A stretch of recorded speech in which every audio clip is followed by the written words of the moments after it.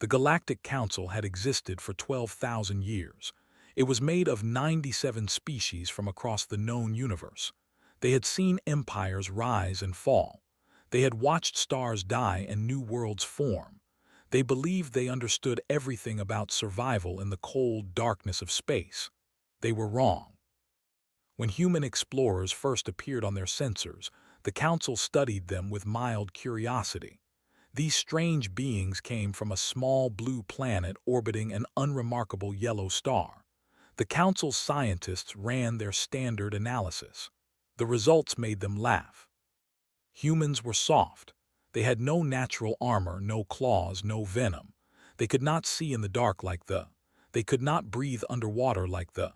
They could not survive extreme temperatures like the silicon-based. By every measurement the Council used, humans were among the weakest species ever discovered. Ambassador Os of the Empire looked at the human data and smiled with all four of his mouths. They had conquered 63 worlds. They stood 8 feet tall with scales harder than steel and muscles that could crush stone. They feared nothing in the galaxy. "These creatures will make excellent slaves," Os announced to the Council. "I will take their world within one cycle." The other Council members nodded in agreement. It seemed like a simple matter. The fleet was legendary. Their warriors had never known defeat. What chance did soft, fragile humans have against such power? The first attack ships entered Earth's solar system 3 months later. They expected to find a primitive civilization cowering before their might. Instead, they found something that would haunt nightmares for generations. The humans were waiting for them. Earth's military leaders had intercepted communications months earlier. They had decoded the alien language in 17 days. They had studied ship designs and found their weaknesses. They had built new weapons specifically designed to pierce armor. When the first cruiser entered Earth orbit, it was met by a wall of missiles. The alien commander barely had time to react before his ship was torn apart.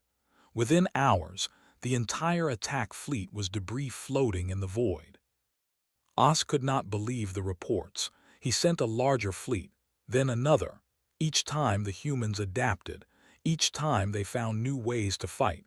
Each time more ships never returned home. The Council began to pay closer attention to these strange creatures from Earth. What they discovered terrified them. Humans, they learned, were persistent predators. Long ago, on their home world, they had hunted by simply following their prey until it collapsed from exhaustion. They could run for hours without stopping. They could track animals across vast distances. They never gave up. They never stopped. This trait had not disappeared when humans developed technology. It had grown stronger. When early humans faced predators bigger and faster than themselves, they did not run.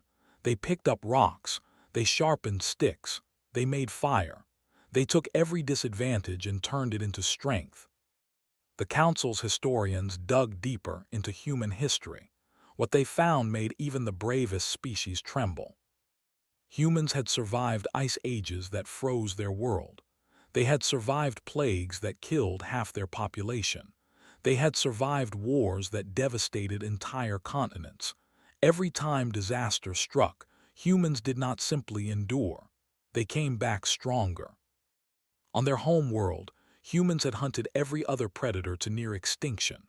Lions, tigers, bears, creatures with claws and fangs and raw power, had all fallen before these seemingly weak beings. Humans had conquered the land, the sea, and the sky. They had even left their planet and walked on their moon using technology they built themselves. The Empire had made a terrible mistake. Os realized this too late. The humans did not wait for his next attack. They came to him. Human ships appeared in space without warning. They were smaller than vessels but faster and more nimble. They struck at supply lines, communication stations, and shipyards. They vanished before forces could respond. The warriors were trained to fight in direct combat. They valued honor and strength. They did not understand enemies who attacked from shadows and disappeared like ghosts. Human soldiers began appearing on worlds. They wore advanced armor that made them faster and stronger.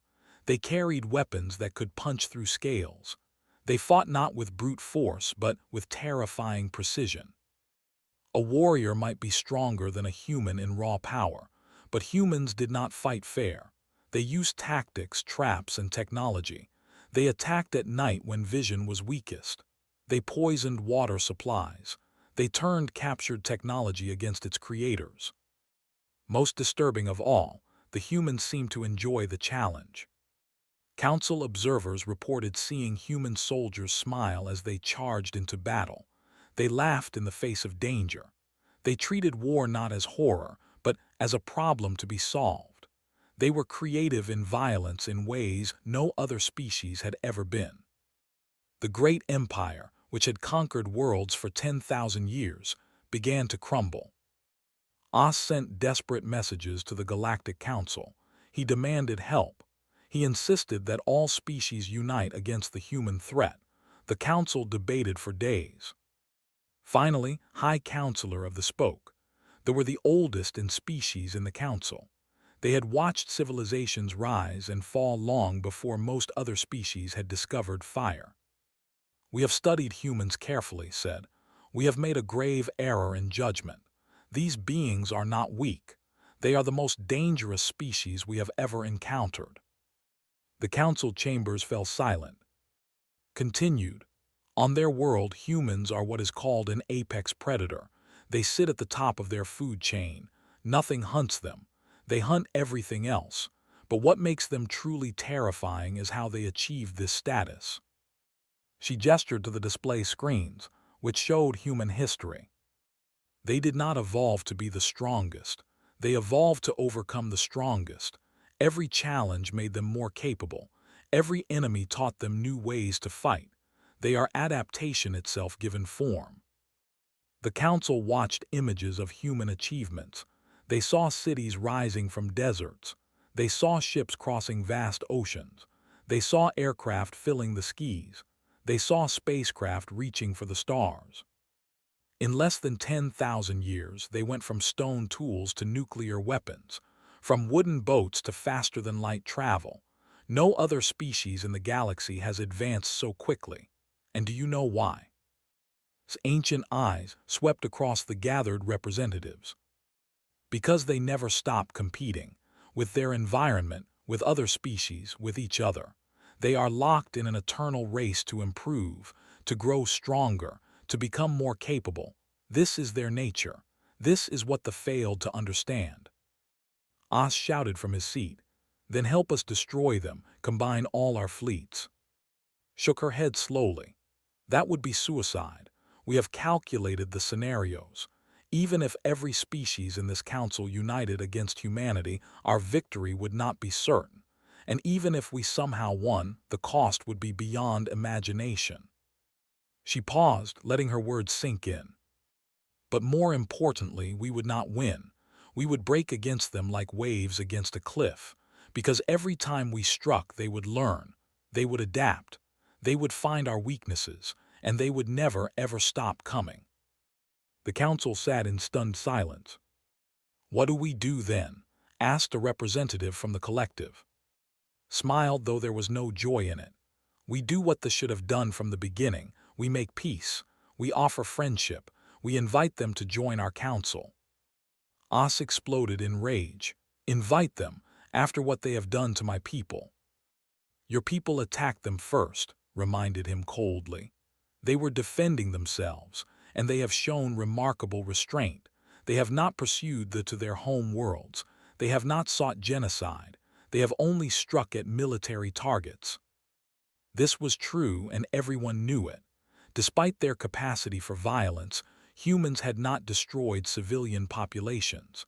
They had avoided targeting non-combatants. They fought hard, but they also followed rules. "This is what gives me hope," continued. "Humans are capable of great destruction, yes, but they are also capable of great compassion. They form bonds with other species. They protect those weaker than themselves. They have concepts like justice and mercy that few predator species ever develop." She stood from her seat, addressing the entire council. They tried to enslave humanity and discovered their true nature as predators. But predators can also be partners, protectors, allies. I believe that if we approach them with respect instead of aggression, we may find that humans are not our doom, but our greatest hope. It took many cycles for peace negotiations to conclude. The empire surrendered unconditionally. As was removed from power by his own people, who blamed him for the disaster. Human diplomats came to the council chambers for the first time. They were shorter than most species present. They looked fragile compared to the armored and powerful beings around them, but every representative watched them with a mixture of fear and respect. The lead human diplomat was a woman named Commander Sarah. She smiled warmly as she addressed the council. "We did not ask for war," she said. "We do not seek conquest. All we wanted was to explore the stars and meet new friends. They chose violence and we responded in kind, but we would rather build than destroy." She looked around the chamber. "We know that many of you fear us now. That is understandable, but fear can become respect. Respect can become friendship, and friendship can become something wonderful." Over the following years, humanity proved true to their words. They shared technology freely. They helped rebuild worlds damaged by conflict. They offered protection to species threatened by aggressors. The galaxy discovered that humans made terrible enemies but extraordinary friends. Their persistence, their adaptability, their endless creativity, all of these traits that made them deadly in war also made them invaluable in peace.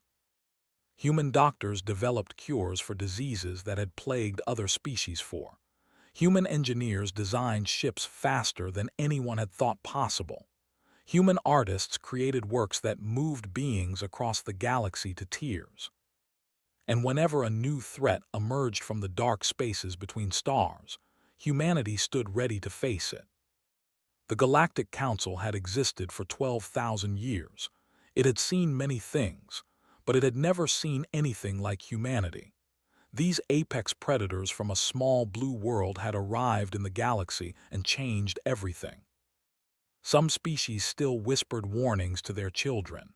They told stories about the humans, the soft creatures who had defeated the mighty, the beings who smiled as they fought, the relentless hunters who never gave up.